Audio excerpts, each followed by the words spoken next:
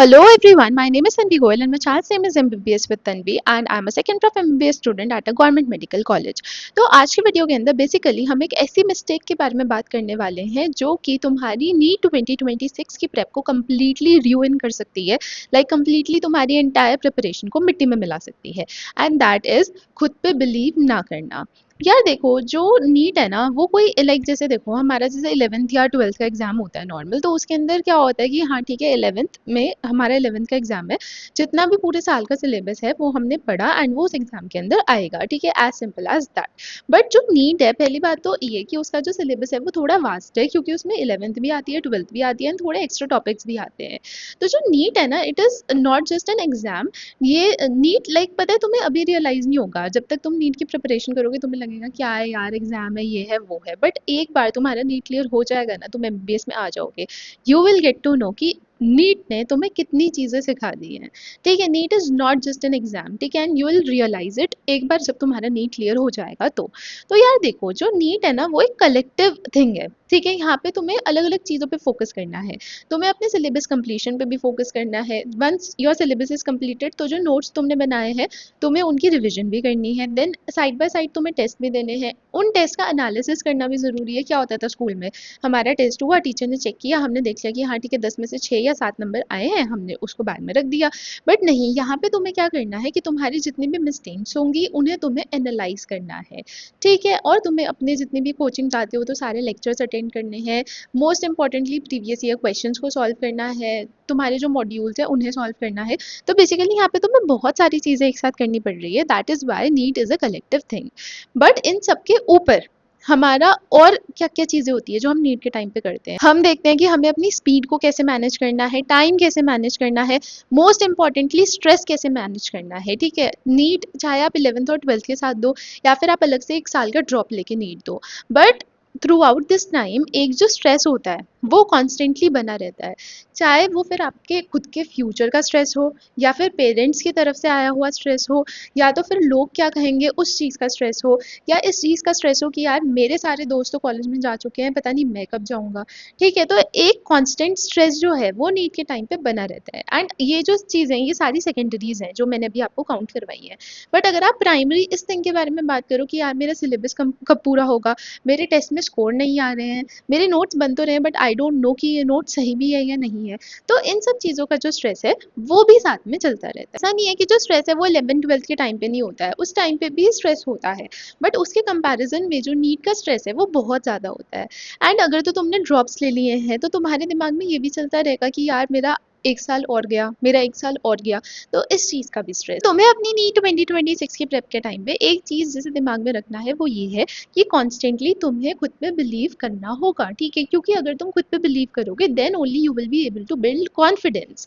ठीक है, देखो मैंने मान लिया कि तुम्हारे एक टेस्ट के अंदर जो स्कोर है वो 350 आया है, तुम ये चीज़ देख के डिसअपॉइंट हो गए कि यार 720 मार्क्स का एग्जाम है, उसमें से मेरे सिर्फ 350 या 360 आ रहे हैं, जस्ट हाफ स्कोर जो है वो मेरा आ रहा है। तो तुम इस चीज़ को देख के तो डिसअपॉइंट हो गए, बट तुम ये नहीं देख रहे कि अभी वो तुम्हारे इनिशियल इनिशियल टेस्ट में से एक है। ठीक है, मैंने मान लिया कि तुमने पूरे साल पढ़ाई करी है, तुमने पूरे साल अच्छे से रिवीजन भी करी है, बट एंड में आके जब तुम टेस्ट दे रहे हो तो तुम्हें कुछ आउटपुट मिल ही नहीं रहा है, जो obviously you will B heart broken. वो चीज़ मुझे समझ में आ गई है, बट यार तुम इस चीज़ को भी देखो कि पूरे साल जो तुमने किया है वो syllabus complete, notes making, revision किया है, अब तुम टेस्ट कर रहे हो, अब टेस्ट के अंदर ही तुम्हारी स्पीड, टाइम, स्ट्रेस मैनेजमेंट वाली जो स्किल्स हैं वो बिल्डअप होंगी। तो फर्स्ट फ्यू टेस्ट के अंदर डिसहार्टेंड होने की कोई भी ज़रूरत नहीं है। अगर कोई भी नीट एस्पिरेंट होता है ना, एक एवरेज स्टूडेंट होता है, तो जब वो अपने इनिशियल कुछ टेस्ट देता है तो उसका स्कोर कम ही आता है। मैंने खुद जब स्टार्टिंग में अपने टेस्ट दिए थे तो मेरा स्कोर कम आता था, 300 टू 400 के बीच में आता था। बट मैंने क्या किया, जितने भी टेस्ट मैंने दिए उनका दोहरा एनालिसिस किया, and towards the end of the month मेरा जो स्कोर है वो 550 टू 600 के बीच में आ गया था।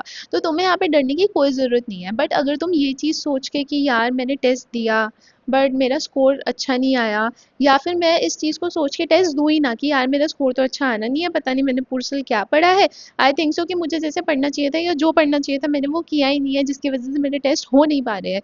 इन सारी चीज़ों को सोच के टेस्ट ना देना इज़ अ स्टुपिडिटी, ठीक है, complete stupidity. So first and foremost thing तुम्हें क्या करनी है, you have to believe in yourself, क्योंकि देखो लोग तो कहेंगे ही, ठीक है, लोग भी कहेंगे, तुम्हारे बैचमेट्स खुद तुम्हारे दोस्त तुम्हारे मुँह पे हँस के जाएँगे। बट एक बार तुम्हारा नीट में सिलेक्शन हो जाएगा ना, देन तुम्हें खुद पे तो कॉन्फिडेंस आ ही जाएगा, तुम्हें और लोगों पे भी आएगा। देखो तुम देखो 11th एंड 12th के साथ साथ तुम्हारा सिलेक्शन अगर तुम्हें लगता है कि हो जाएगा, वेल एंड गुड। एक साल का अगर तुम ड्रॉप भी ले रहे हो, well and good. But I would say कि भाई 2 साल से ज़्यादा का ड्रॉप मत प्रेफर करना, क्योंकि देखो 11th 12th first and second drop, like 4 साल में ऐसा क्या नहीं कर पाए तुम जो तुम आने वाले एक साल में कर लोगे। लाइक फिर तो गलती कहीं ना कहीं तुम्हारी है ना, तुम्हें या तो कोई चीज़ समझ में नहीं आ रही है, या तो तुम्हें समझ में नहीं आ रहा है कि पैटर्न क्या है, या तो तुम एक स्लो लर्नर हो। Like what ever is the problem, but the problem is you only, right? Believe in your self, ठीक है, कि मैं अभी पढ़ने बैठा हूँ, मैं ये टॉपिक पूरा करके ही यहाँ से उठूंगा। मेरे ये आज के पूरे दिन के गोल्स है, मेरे ये गोल्स पूरे होंगे तभी मैं सोने जाऊंगा। अब ये नहीं है कि मेरे वो गोल्स है उन्हें मैं लेके 24 घंटे बैठा रहूँ, नहीं, मुझे उन गोल्स को ऑन टाइम भी पूरा करना है, जिससे कि मेरी टाइम मैनेजमेंट हो, स्पीड मैनेजमेंट हो। ठीक है, देखो यार, जब तक तुम कर नहीं लोगे ना, जब तक तुम्हें जो चीज़ लाइफ में अचीव करनी है वो तुम कर नहीं लोगे, तो कोई तुम पे बिलीव नहीं करेगा। कोई क्यों बिलीव करेगा? तुमने, चलो ठीक है, तुम तो अपने दिमाग में मैनिफेस्ट कर रहे हो कि हो जाएगा, बट दूसरे इंसान को तो नहीं पता ना। Like all the other people, they will trust you, ठीक है, they will trust on your dream only जब तुम एक बार उनको प्रूव कर दोगे। और अगर तो तुम सोच रहे हो कि अभी भी बहुत ज्यादा लेट हो गया, तो अभी इतना लेट नहीं हुआ है, अभी सिर्फ अक्टूबर चल रहा है, ठीक है, you still have November, December, January, February, March, April, like 6 months पूरे पूरे तुम्हारे पास है। 6 महीने में बहुत कुछ हो सकता है यार, तुम एक बार करने की कोशिश तो करो। बट अगर तो तुम कोशिश कर रहे हो ना इन 6 महीने के अंदर, तो ऐसे करना कि जिस दिन तुम एग्जाम देने जाओ तो उस दिन तुम्हें ये फील हो कि हाँ यार, चाहे मेरे पास 6 महीने थे या मेरे पास 5 महीने थे, जितना भी मेरे पास टाइम था, इरिस्पेक्टिव ऑफ द टाइम, मैंने अपना 100% दिया है। तो अभी अगर मेरा अच्छा स्कोर आता है तो वेल एंड गुड, नहीं आता है तो वेल एंड गुड, बट मैंने इस 5 या इस 6 महीने के अंदर अपना 100% दिया है, एंड मैं उससे ज़्यादा नहीं कर सकता था। जब तुम देखो, पता है ये चीज़ जो है ना, ये झूठ नहीं हो सकती। अगर तो तुम्हें अंदर से ये फील हो रहा है ना कि हाँ मैंने अपना 100% दिया है, तभी वो तुम्हें फील होगा। तुम सामने वाले इंसान को कह दोगे कि हाँ मैंने तो बहुत पढ़ाई करी है, बट डीप डाउन तुम्हें पता है कि तुमने नहीं करी है, तो मतलब तुमने नहीं करी है। बट अगर तो तुमने मन लगा के जी जान से मेहनत करी है ना, तुम जितना पढ़ सकते थे तुमने उतना पढ़ा है, तो जिस दिन तुम्हारा नीट होगा ना, तुम्हें फर्क भी नहीं पड़ेगा इस चीज से। अगर कोई तुमसे कहेगा कि तुम्हें क्या लगता है तुम्हारा सिलेक्शन हो जाएगा, तुम्हें फर्क ही नहीं पड़ेगा। तुम्हारी एक सिंगल स्टेटमेंट होगी कि मेरा सिलेक्शन होगा नहीं होगा I don't know, but I give my 100%। तो अब सिलेक्शन होगा या नहीं होगा वो मेरे लक पे डिपेंड करता है, बट मैं जितना कर सकता था उतना मैंने किया। देखो दो चीज होती है ना, एक होता है मेहनत और एक होता है इंसान का लक। कहते हैं कि इंसान ने कितनी भी मेहनत करी है, बट जो चीज उसे चाहिए या नहीं चाहिए वो डिपेंड करता है उसके लक पे, ठीक है, अगर उसका लक नहीं है तो उसे नहीं मिलेगी। बट हम सिर्फ लक के बेसिस पे मेहनत नहीं छोड़ सकते, ठीक है। अगर कोई सोचे कि यार मैं मेहनत करता ही नहीं, मेरे नसीब में होगा तो मुझे मिलेगा, नहीं होगा तो नहीं मिलेगा, अगर तो तुम उसके लिए मेहनत कर ही नहीं रहे तो उसमें नसीब भी क्या कर लेगा। तो तुम्हें यहाँ पे क्या करना है, तुम्हें अपना 100% देना है, और फिर जिस दिन तुम्हारा नीड होगा ना, तो सब कुछ तुम अपने लक पे छोड़ दे। अगर ऐसा होगा कि दिखेगा कि हाँ यार इसने पूरे साल इतनी मेहनत करी है, इसका सिलेक्शन होना चाहिए, तुम्हारे अंदर से ये आवाज आएगी कि यार मैंने पूरे साल इतना पढ़ा है, एक सीट, एक मेडिकल सीट तो मैं डिजर्व करता ही हूँ, इतना पढ़ा है मैंने पूरे साल में, तो तुम्हें मिल जाएगी। तो यार अभी भी तुम्हारे पास टाइम है, 5 से 6 महीने, इसके अंदर पूरी दुनिया से कट ऑफ कर दो, ठीक है, एल से पूरी दुनिया से कट ऑफ कर दो। इस 5 महीने, इस 6 महीने के अंदर सिर्फ तुम हो और तुम्हारा नीट का एग्जाम है, ये दोनों चीजें हैं बस।